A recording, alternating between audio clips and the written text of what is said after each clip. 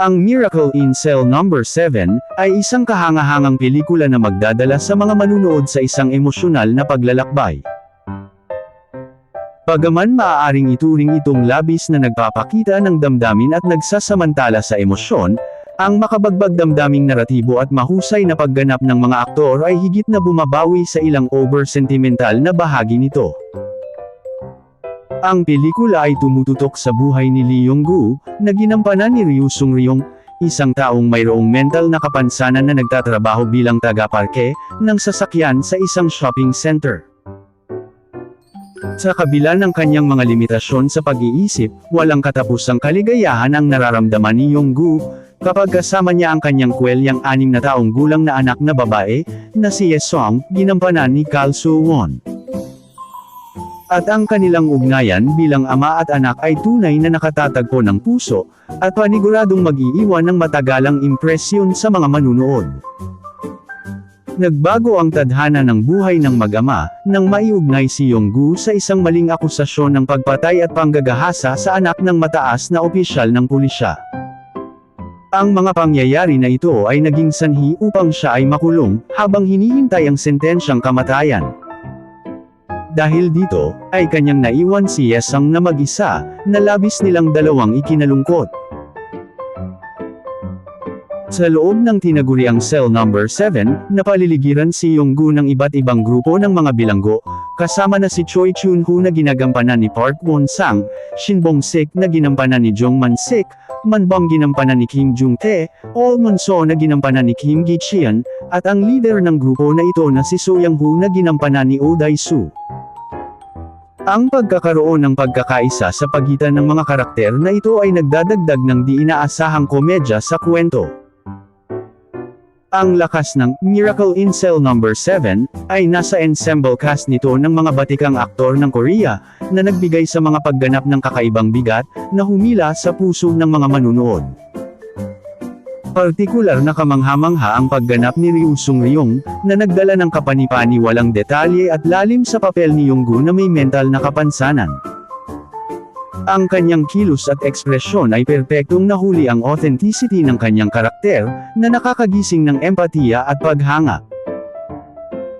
Sa kabilang banda si Kal Soo-won, ang batang babae na gumaganap bilang Ye-sung, ang nagpapabilib sa lahat sa kanyang kapanipaniwala at malikhaing pagpapakita ng parehong kainosentehan at maturity. Sa kanyang murang edad, kahanga-hanga ang kanyang kakayahan na ipakita ang malawak na hanay ng emosyon. Madaling nakakagawa siya ng ugnayan sa puso ng mga manunood, at siya ay mabilisang naging isang karakter na pinagdarasal at iniingatan.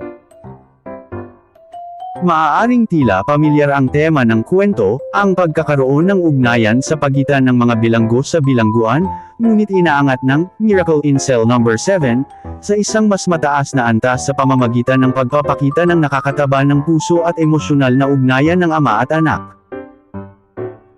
Bagaman may mga sandaling maaaring mabilis o labis na pilit ang plot ng kwento, ang emosyonal na mga eksena ng pelikula malapit sa dulo, ay napanatiling malakas na emosyonal na tuktok, na nag-iiwan sa mga manunood na may luha at panghihinayang. Bagaman maaaring magkaroon ng paghahambing sa ibang pelikula tulad ng I Am Sam, na sinasaliksik ang katulad na ugnayan ng isang ama at anak na may mental na kapansanan, ang Miracle in Cell No. 7 ay tumatayo sa sarili nitong mga paa at kasarinlang halaga. Ang kakaibang paghahalo ng mga genre nito, drama sa bilangguan, pamilya, pagbabago, panlipunang pagsasabuhay, at drama sa hukuman, ay naglilikha ng isang nakakahalina at hindi malilimutang karanasan sa panunood. Ang malalim na mga eksena sa loob ng selda, bagaman kung minsan ay tila labis ang pagiging on the nose ika nga, ay nakakatali ng atensyon dahil sa mahusay na pagganap ng mga aktor. Timely naman ang paghahalo ng pagpapatawa, na nagdadala ng pahinga sa mabigat at nakaluluhang naratibo. Ang Miracle in Cell No. 7 ay isang patunay sa lakas ng pag-ibig at kakayahan ng diwa ng tao. Ito ay isang kwento ng pagkakawanggawa, pag-asa, at ang espesyal na ugnayan ng isang ama at anak. Pinaalalahanan tayo ng kwento na walang hangganan ang pag-ibig at tinuturuan tayong maghanap ng kaligayahan at pag-asa kahit na sa kalagitnaan ng trahedya. Bagaman mayroong mga parte na maaaring ituring na cliché, o mga eksena na masasabing, labis na nakatuon ang pagiging emosyonal ng pelikula, hindi nababawasan ang kakayahan nitong makaugnay sa manunood sa isang malalim na antas. Isang nakakapukaw ng damdamin na paglalakbay ng pag-ibig at pagtubos, ang pelikulang ito na nagtatamo, ng matibay na 8 mula sa 10, para sa nakakaantig na paglalarawan nito ng pagmamahal at pagbabago.